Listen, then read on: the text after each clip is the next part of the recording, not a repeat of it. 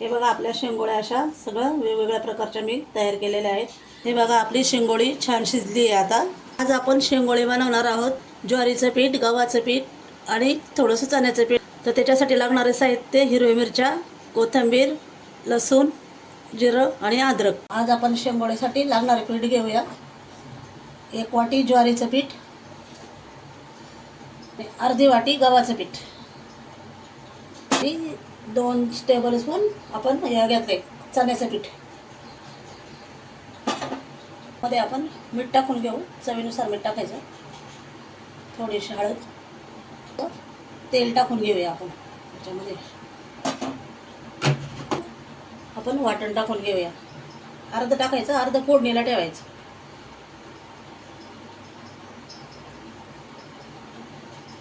असं थोडंसं याच्यातलं टाकून घ्यायचं, याच्यामध्ये मळायला, पीठ मळायला. त्याला थोडं थोडं पाणी घालून आता मळून घेऊ. माझ्या लक्षात नाही. त्याला थोडं थोडं पाणी टाकून असं पहिला याला मिक्स करून घ्यायचं. असं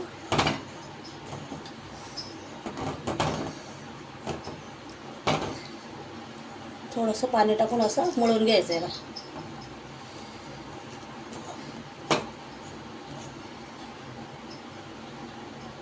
तसं लागेल तसं पाणी घ्यायचं.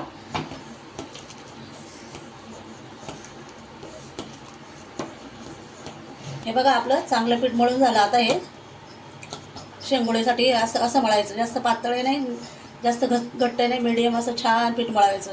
आता याला थोड्या वेळासाठी आपण बाजूला ठेवून नंतर शेंगोळी करायला घेऊ आपण.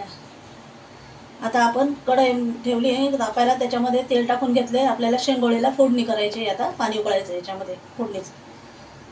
याच्यामध्ये टाकूया आपण जिरं. जिरं तडतडलं याच्यामध्ये टाकूया मोहरी. मोहरी वगैरे याच्यामध्ये टाकूया आपण हळदी, लाल तिखट, आपला घरचा मसाला.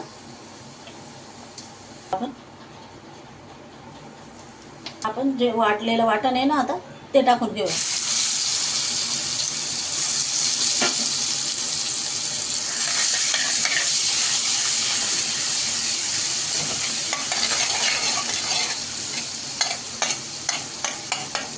त्याला चांगलं परतून घ्यायचं. थोडंसं मीठ टाकून घ्यायचं. आता चांगला परतला आपला हे. आता याच्यामध्ये पाणी टाकून घ्यायचं. शेंगोळी शिजण्यासाठी पाणी टाकून घ्यायचं.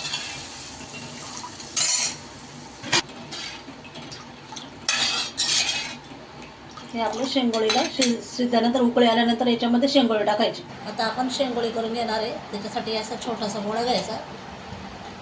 त्याला असं असं करून ताटात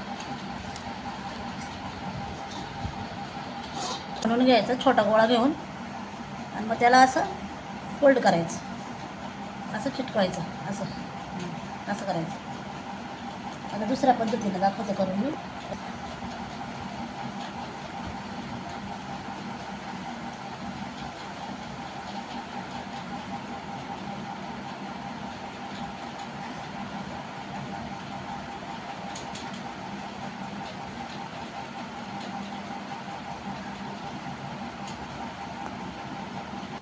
हे बघा आपल्या शेंगोळ्या अशा सगळं वेगवेगळ्या प्रकारच्या मी तयार केलेल्या आहेत.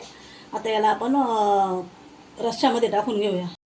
आता हे आपला रस्सा उकळलेला आहे. आता याच्यामध्ये घट्ट होण्यासाठी आपण याच्यात ते शेंगोळीचं पीठ जे मळलं होतं, हे शेंगोळीचं पीठ जे शेंगोळी बनवायला पीठ मळलं होतं ते थोडं खालून टाकायचं त्याच्यामध्ये, घट्टपणा येण्यासाठी. घट्टपणा येण्यासाठी यालाच थोडंसं असं पाणी टाकून असं पातळ करून ओतायचं रश्श्यामध्ये, म्हणजे त्याला घट्टपणा येईल, घट्ट होईल आपला रस्सा.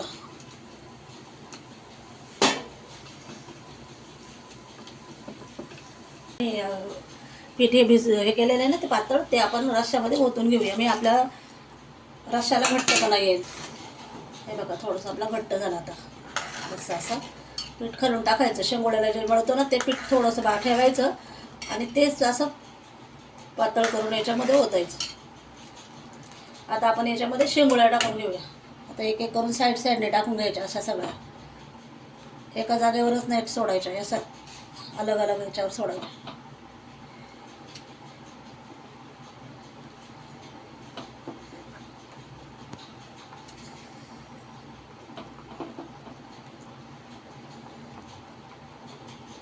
हे बघा आपल्या शेंगोळी चांगली शिजली आता.